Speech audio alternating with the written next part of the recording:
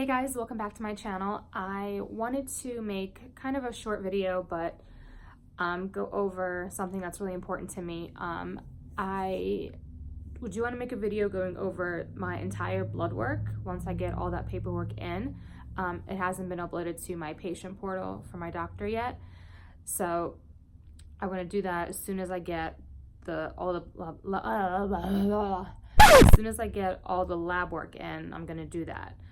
But I wanted to address kidney disease today, or really just some things that I've been doing to help pretty much start reversing that process. Now, when I first went to the doctor, I was told you can't reverse kidney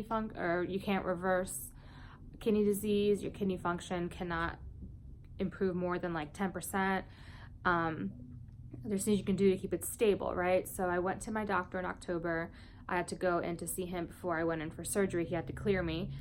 And my kidney function in October was at 38%, which puts me at stage 3B, so almost stage 4 kidney disease. Now I will put a graph up and I will kind of go over that with you guys. So as you can see, stage 1 is really just normal health. So a lot of people think, oh, stage 1 is bad, because a lot of times when we think of stages of a disease, we think of cancer. Stage 1, you've been diagnosed, you have the cancer. With kidney disease, stage 1 just means you're fine, you're in that normal range. So stage 1 is 90 to 100. As you can see, stage 2 is very minor kidney damage. And that is stage 2 kidney disease, so 84 to 60, and then 59 to 45, and then so on and so forth. So stage 4, what I've been told, is pretty much where they would start you on dialysis. And then stage 5 is really pretty much when you need a kidney transplant, like your kidneys have or are failing. Now, when I went in October, like I said, I was diagnosed at stage 3B, so 38%, so kind of right in the middle. And basically, so what this percentage is, they call it the GFR. So GFR is glomerular filtration rate. So basically, they look at how well your kidneys are working. So your kidneys clean, waste out of the blood, and they basically do these tests, test your blood and your urine, and see how well your kidneys are functioning. So your GFR is basically the percentage of your kidney function. So 38 is pretty low. I was pretty upset about it. I was really upset about it, actually. I started thinking, oh my God, what if I need dialysis? What if I need to have a kidney transplant? Like, what am I gonna do? And I really wasn't feeling well. With kidney disease, you're just really fatigued and you're weak and you're tired. And I just remember feeling like I was really tired all the time and just didn't have the energy to do anything. I don't want to do anything. So I was like, okay, well, I need to look up some things and figure out how to make this better. So I do want to go over a couple things that I've been doing that have helped me, and I feel that these things really helped get me back, kind of reversing that. And I will tell you where my blood work is now and everything, but I just do want to go over a couple things. The other test that they run, and then there's the urine creatinine. Now that is different. There's blood creatinine and urine creatinine. So the urine test is the one they did on me. So they say for a normal female my age, you should be between 0.7 and 1.3, and that's milligrams per deciliter. So it's measured mg/dl. So I was at 1.89, so I was very high, my creatinine levels, back in October. So that was another, issue.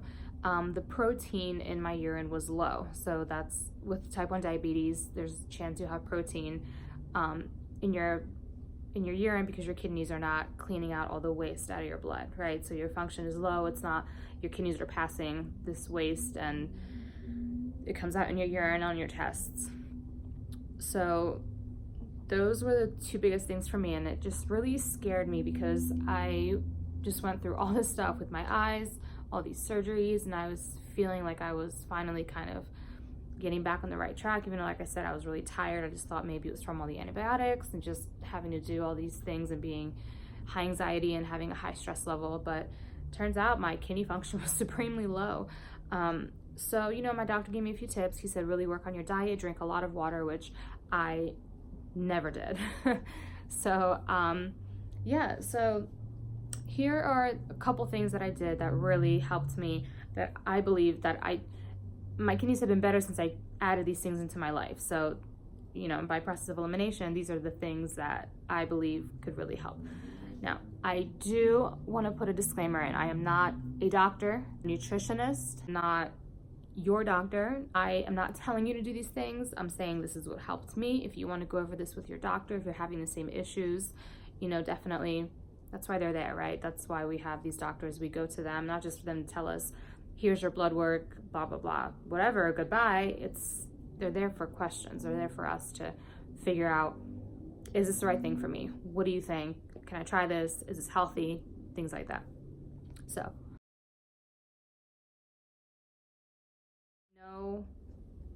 a lot of people probably will have maybe something to say about this, maybe not, but the first thing, and I did this a little bit before I started, or I did this before I got these test results, but I think I was very strict with it after I found out my kidney function was so low. But I've been on a strict low carb keto diet for about 8 months now. And for me, it's not to lose weight. It's not to go into ketosis, and, you know, it's about being healthy. It's about low carb intake. It's about not having to pump myself full of insulin every time I eat. So I started being very, very strict on keto since I found out my kidneys were doing so poorly. So that's been a huge thing for me. And not even keto, I would say just a really, really clean diet. I mean, if you're not a diabetic and you don't have to worry about really counting your carbs or you know, making sure you don't eat anything that will spike your blood sugar, you know, there are carbs you can eat that are very healthy. Just for me, I've had the best results just cutting carbs out almost completely. Now, there are carbs in almost everything, so it's hard to get down to zero carb diet. So for me, I probably intake about 25 to 30 carbs a day, if that. But that's been huge for me. Just a really, really, really clean diet. The second thing is I have been drinking a lot of water. This bad boy right here is 32 ounces. And I fill it up about 3 times a day, so that's 96 ounces of water. So I make sure to always have this with me, and I love it because it's yellow. It's really, really good quality, and I just fill it up with water first thing in the morning. Sometimes I'll leave it overnight because the water out of my fridge is cold, and I hate cold water, but I'll just add BCAA in here or some kind of little water flavoring that has no sugar because I don't like plain water, or lemon, cucumber, things like that. And I'll just kill 3 of these in one day. I'll take one to work with me. I'll fill it up at work. And I'll make sure that at the end of the night, like if I have this much left, I chug this before I go to bed. So I've been drinking just a ton of water. And if you don't know what BCAAs are, they're branched chain amino acids. It's just the powder you put in your water. You drink it while you're working out. It helps keep you hydrated. It helps with sore muscles and things like that. So it doesn't really necessarily do anything for your kidneys, but makes your water taste really good. I will link down below which ones I get. They're from bodybuilding.com, and usually bodybuilding will have deals where it's like buy 2 get 2 free, or buy 1 get 1 half off, things like that. So I stock up, me and my boyfriend, whenever they have deals going on. Third thing, I cut a lot of coffee out of my diet and I replaced it with tea. So I do have my coffee here, but I really started to get into a habit of drinking coffee. Like I wouldn't want it, but I would get it on the way to work because that's just what I do every morning. So I remember one day I was at work and I was drinking the coffee and I was like, I really don't want this. I was like, my body was like rejecting it. Like it made me feel sick. So I started drinking tea. I don't usually drink it in the morning, but I will drink it at night. But if I really, really, really don't want coffee, I won't have it for a couple days and I'll be fine. I won't go through like a caffeine, withdrawal. But for me, I don't know if that did anything with my kidneys, but I feel like with tea, you're drinking a lot of water, and I felt better. You know, green tea gives you energy. I just bought this green tea matcha at the store. It's like a mix, and I can't wait to try that. And then I also found these are TAZO tea. It's like a dessert flavor tea, but it has no sugar in it. So I'm really excited to try that with like a little bit of half and half. I feel like that's gonna be really yummy. So that was a big thing for me too, is just switching from a lot of caffeine to tea. I also started taking 2 supplements that are not necessarily directed at kidney function, but they are directed at lowering blood sugar and helping regenerate cells in your body. So I feel like having these supplements that help control blood sugar really helps with your kidneys in the long run, because with high blood sugar, it can really basically damage the blood vessels in your kidneys, and that causes kidney damage, causes scarring, so then your kidneys just do not work as well. So I started taking alpha lipoic acid, and I started taking chromium. So like I said, please consult with your doctor, especially because if you research chromium, it can be very bad for you in large doses. So please just make sure that you speak with somebody before you start taking any supplements that you're not sure about. But I do feel like my blood sugar has been more level with taking these. I've had days where I've eaten, you know, normally my keto food, and my blood sugar has just stayed at 120 just the entire day. My pump was just a flat, like straight line. It was so consistent. And I just felt really great. So I have been taking those pretty much since October, November. And I do take a decent amount of supplements, so I will make a video if you guys want to see that on what supplements I take and, you know, what they do for your body. Because I do take about, I would say 7 or 8 vitamins a day that all do different things. So let's get to the fun part. Well, it was fun for me. So I did go to my nephrologist this morning. So I'm sitting in the office, and he looks at me and he goes, "Have you looked at your blood work on patient portal?" And I said, "No, I haven't logged in to see it yet." And he's like, "What have you been doing like differently with your diet?" And I'm like, oh my God, in my mind, because my brain is just messed up.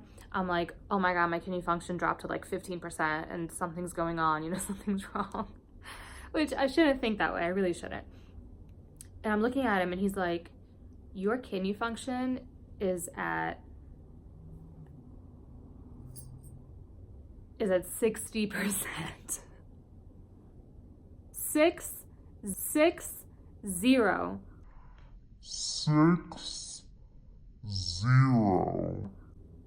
Holy. I literally just, my mouth dropped open. I was just sitting there and I went, and he was like, yeah, I know. And then my creatinine level was at 1.89 in October, and it dropped to 1.22. And he said I had no protein in my urine. My thyroid, levels are perfect. It's just incredible. I can't even believe it. And I honestly think the number one most important thing was changing my diet, drinking water. I guess the 2 most important things. But I mean, those are the only things I've changed. The things I went over with you guys, it's the only thing I did. And I just, I make sure that I work out. He's asked me if I work out, if I drink water. And I started working out 4 or 5 times a week and just really trying to be healthy. And for me, even though keto seems so strict and people, say that, how can you do that? You have to look at everything. You have to count all these carbs. You have to make sure this, that, and the other. Every time you eat, you have to think about it. I have to think about it every time I eat anyway. With type 1 diabetes, I'm always checking on carbs, not really calories, but carbs, fiber, sugar, the most important 3, right? Because you subtract fiber from your carbs. And it's just insane to me that I really just altered my diet a little bit. I really just cut out carbs, which, the biggest things I cut out that I was eating was like sweet potato, rice, and like, I mean, I feel like that's it. I wasn't even eating bread. Yeah, and for me, like, I've just increased my number of meals, so I'm starting to eat more. I eat a huge breakfast in the morning, like a full avocado, a full tomato, like 5 pieces of bacon, 4 or 5 eggs, and that keeps me full for a while. And then for dinner, I have, you know, like a giant salad. Like, you can fill up. You can fill up. I mean, the only thing I would say is, you know, I'm not a vegetarian, so for me it's a little easier because I can eat a lot of meat, and I do eat a lot of meat and cheese and dairy products and things like that. But I mean, I could not believe how, I mean, my kidney function went from 38 to 60. So that actually threw me into the low portion of stage 2. So I was stage 3B, and now I'm stage 2. So I just can't believe it. I just wanted to make a video and share that and just say, you know, if you're having problems, if you're having kidney issues, you know, or blood sugar issues, you know, try these things with the okay from your doctor. Try these things and see if they help. I would say the only thing you really don't have to consult your doctor on is drinking water, but also maybe just consult your doctor, because someone's gonna drink 9 gallons of water in 10 minutes and then blame me because they got really sick or died. But yeah, if you guys have any questions, any comments, concerns, leave them down below. As always, thank you so much for supporting me. Thank you so much for being here. I really, really appreciate you guys. Please keep emailing me and sending me messages. It means the world to me to be able to talk to you and help you. So yeah, I will see you guys in the next video. Thank you so much again for hanging out with me today. I love you guys. I will see you in the next one. Bye.